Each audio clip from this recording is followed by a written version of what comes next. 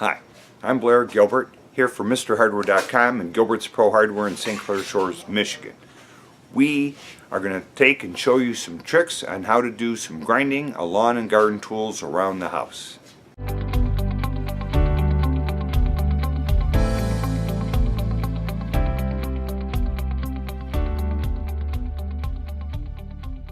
I have removed the guards off these machines. When you're taking and do this at home, you must use all the safety precautions provided on your grinders. Safety first, glasses. So this isn't an intro to grinding. This is more like you already grind and you want to learn, and this is not for the faint or the amateur. This is to show you how someone low experience can do this job. Common tool hard to sharpen is a pair of pruners because the blade is skinny and hard to get to. So I'm going to have you come in here and take a close look. And when you look at this edge, you can see a little shine off the top leading edge of this. That's where this tool is getting dull. And what we want to do is we want to do two things. We want to get rid of that, and we want to look at the angle that the guy ahead of us sharpened it at. So a lot of times you'll take, this is a metal cutoff wheel that we use for getting in the hard spots. So when we hold this against this wheel, we take a little dry look at how it is going to hit the wheel. And we want to be real steep because this requires to have a real sharp angle.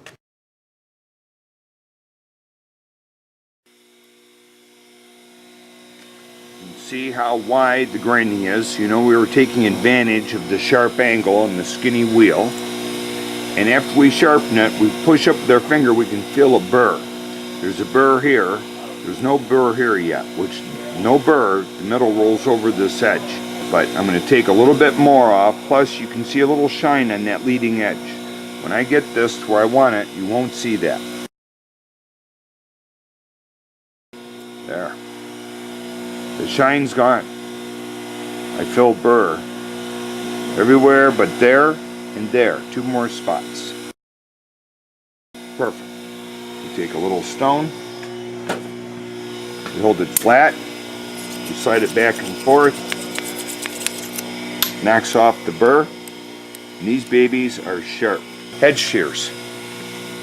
I'm going to use a flatter wheel, and you make sure you don't ever let your grinding wheels get filled with brass or aluminum. You always have to use a dressing stone or a dressing wheel to clean them. Again, I'm looking at the angle. When I pull it across the wheel, if I have it too steep an angle, sparks will not come across the top of the blade. Watch, I have it at an angle, no sparks are at the top of the blade. All the sparks. So if I'm too steep an angle, no sparks, hardly, are coming over the front of the blade. There's a bad edge there that you can maybe see the reflection off the bitter edge of the blade. So here, we'll do it again. This time I'm going to make the angle a little steeper. Now you can see the sparks coming off the top of the blade.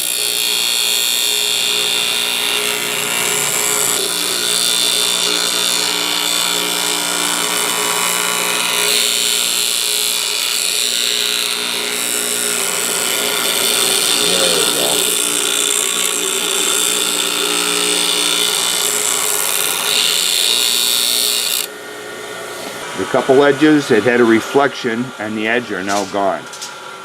The burr, very slight burr all the way down the leading edge. That's key to, as you're practicing, that you hold the blade steady all the way along so your milling looks professional. Two simple tools you can apply to lawnmower blades, all kinds of hatchets, and when you're doing tools, remember, don't be too aggressive. Just go nice and light when you're pushing against the grinders. Let the wheel do all the work and just slowly take off the material you need to get that leading edge sharp. When doing something with the long handle like this axe, you need to make sure you have room to have the handle going both ways as you're working here. I like my axes to have a steep angle, not too pointy, because if it's steep, when it gets to the wood, it blows the wood apart. If it's too pointy, it goes into the wood like a knife and sticks, and you can't, it's not splitting the wood, it's too sharp. So you need a more blunt edge. Steady hand to get nice and consistent. Now I'll do the other side. After a couple passes of roughing in this blade, I'm going to take now one light pass, a little higher, and you're going to see the sparks come off the top of the metal. They won't all be behind it.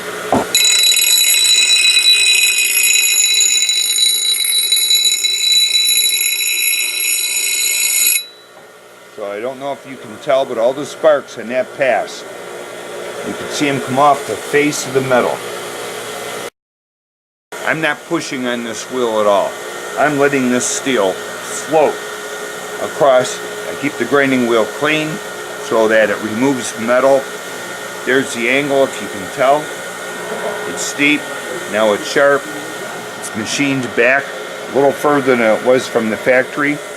Quick tips, MrHardware.com.